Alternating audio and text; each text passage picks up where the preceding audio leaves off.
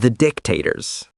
Heróis protopunk de Nova York que fundiram o rock and roll vintage a uma estética trash da cultura pop. Uma banda que personificou o punk antes mesmo do punk rock se tornar um fenômeno musical ou cultural, os Dictators abraçaram os prazeres da cultura trash, luta livre profissional, hambúrgueres gordurosos, televisão até tarde da noite, carros velozes e cerveja barata, juntamente com guitarras potentes e uma música estrondosa, descaradamente simples e direta. O mais surpreendente é que eles faziam isso em 1973, antes que os Ramones pudessem dar ao punk seu modelo sonoro, e seu álbum de estreia, The Dictators Go Girl Crazy, de 1975, foi lançado 2 meses antes do primeiro LP dos Ramones. Inicialmente, seu som tinha mais em comum com o hard rock robusto do que com o que viria a ser conhecido como punk. Embora, quando lançaram o estridente Blood Brothers em 1978, seu ataque tenha se tornado mais enxuto, rápido e enfático.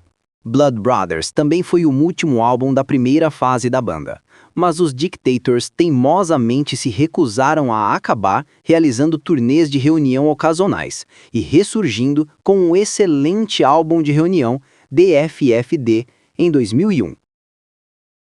Apesar de períodos de tensão dentro da banda, o fundador, Andy Chernoff, reviveu os Dictators novamente em 2021, lançando alguns singles e caindo na estrada. Os Dictators começaram em 1973, quando Andy Chernoff, às vezes creditado como Edney Chernoff, estudante de música na Universidade Estadual de Nova York em New Paltz e editor de um fanzine de rock chamado Teenage Wasteland Gazette, conheceu o Ross Friedman, também conhecido como Ross the Boss Funicello, Ross the Boss Friedman, ou simplesmente Ross the Boss, um guitarrista talentoso que tocava em uma banda chamada Total Crud. Eles compartilhavam a paixão por bandas como The Stooges, MC5, The Flaming Groovies e New York Dolls. Chernoff estudou no ensino fundamental com John Genzale, que se tornaria o guitarrista dos Dolls, Johnny Thunders, e decidiram formar uma banda. Com o Chernoff no baixo e vocal e o Ross the Boss na guitarra solo, eles recrutaram o Scott Top Ten Kempner para tocar guitarra rítmica e passaram por vários bateristas antes de Stu Boy King se tornar o baterista fixo da banda. Embora o Ross the Boss fosse o único membro com experiência musical significativa, a banda em formação chamou a atenção de Sandy Pearlman, produtor conhecido por seu trabalho com Blue Oyster Cult. Com a ajuda de Pearlman, os Dictators fecharam um contrato com a Epic Records e, junto com Murray Krugman, Pearlman produziu seu primeiro LP, The Dictators Go Girl Crazy, de 1975. Nessa época, um amigo da banda, Richard Bloom, tornou-se roadie e começou a aparecer no palco, às vezes vestido com roupas de lutador, proferindo discursos inspirados na fanfarronice dos lutadores profissionais, inflamando a plateia, além de ocasionalmente fazer backing vocals. Adotando o nome artístico Handsome Dick Manitoba, ele foi creditado como a arma secreta do grupo nas notas do encarte de Girl Crazy, cantando e participando de uma versão propositalmente desleixada de I Got You Babe. O humor sarcástico e a pegada pesada de The Dictators Go Girl Crazy pouco se assemelhavam a qualquer coisa que tocasse nas rádios de rock em 1975, e muitos críticos ficaram mais perplexos do que conquistados pelo álbum. Embora mais tarde tenha sido aclamado como um texto fundamental do proto-punk, foi um fracasso comercial e os Dictators foram prontamente dispensados pela Epic. A banda se reformulou, com o Chernoff passando para os teclados, Mark The Animal Mendoza assumindo o baixo, Rich Teeter substituindo o baterista Stu Boy King e Manitoba se tornando o vocalista principal. Após fechar um novo contrato com a Asylum Records, a banda gravou Manifest Destiny, em 1977, no qual atenuaram a potência das guitarras e o humor em prol de um som mais acessível, embora faixas como Science Gone Too Far e Young, Fast and Scientific mostrassem que seu lado peculiar não havia desaparecido completamente. Os Dictators fizeram uma extensa turnê para promover o álbum Manifest Destiny, e uma série de shows no Reino Unido os expôs à cena punk britânica, inspirando-os a simplificar seu som e aumentar o volume dos amplificadores. Faster and Louder foi a primeira música do terceiro álbum dos Dictators, Blood Brothers, de 1978, que foi o trabalho mais forte e coeso da banda até então, além de contar com uma participação vocal não creditada de Bruce Springsteen. Apesar da qualidade do álbum, a Island Records não se mostrou tão eficiente na promoção dos Dictators quanto a Epic, e Teeter deixou a banda, sendo substituído por Mel Anderson. Ele não permaneceu muito tempo no grupo, já que os Dictators se separaram em 1979.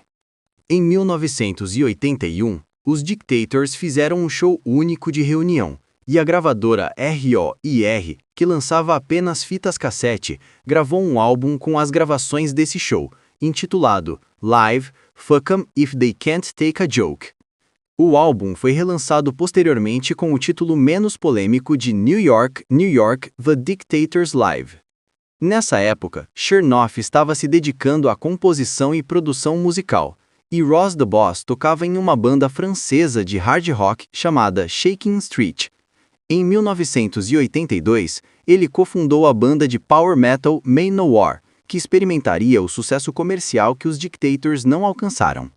Enquanto isso, Kempner formou uma banda de rock raiz chamada Del Lords com o ex-guitarrista do John Jett, Eric Enbow, lançando 4 álbuns de estúdio entre 1984 e 1990.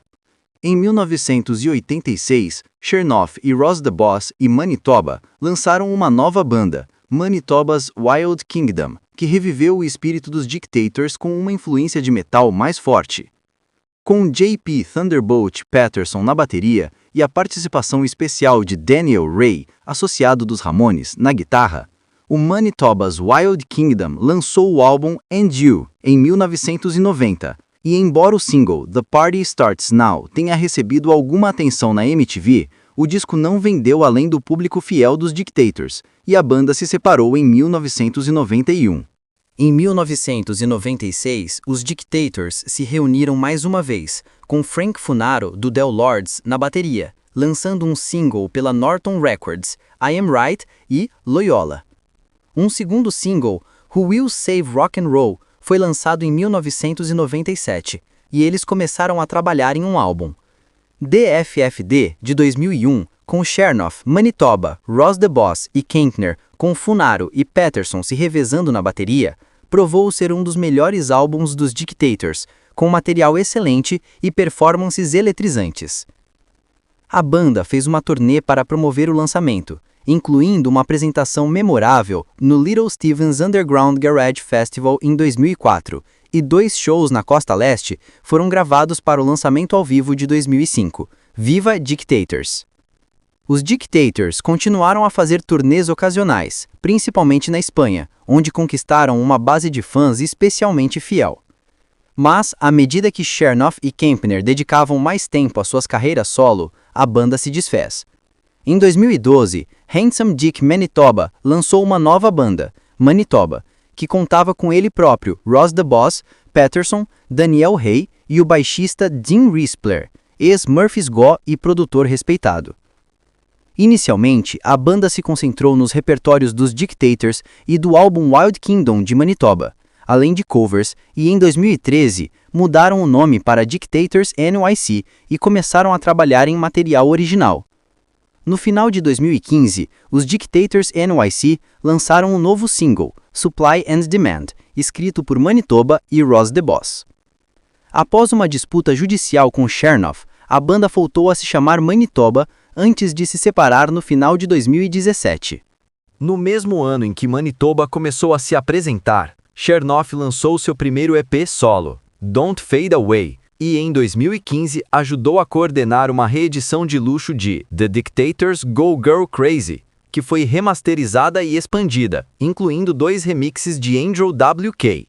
Em 2019, Handsome Dick Manitoba lançou seu primeiro álbum solo, Born in the Bronx, e no ano seguinte, Chernoff apresentou uma nova formação do The Dictators, com ele próprio, Ross the Boss e Kempner, e o baterista Albert Bouchard, do Blue Oyster Cult. A banda iniciou suas novas atividades com um single digital, Goddamn New York, mas alguns meses depois revelaram que Kempner foi forçado a deixar a banda devido a sérios problemas de saúde. Keith Roth assumiu a guitarra rítmica dos Dictators, e mais faixas digitais se seguiram, Let's Get the Band Back Together e Festivals em 2021, e Thank You and Have a Nice Day e um cover de Crazy Horses dos Osmonds em 2023. O guitarrista e cofundador Scott Top Ten Kempner faleceu em 29 de novembro de 2023, após lutar contra o início precoce da demência. Ele tinha 69 anos. Se você gostou, dê um like e compartilhe e continue acompanhando os nossos vídeos. Esse é o canal Histórias do Punk Rock. Até uma próxima, galera!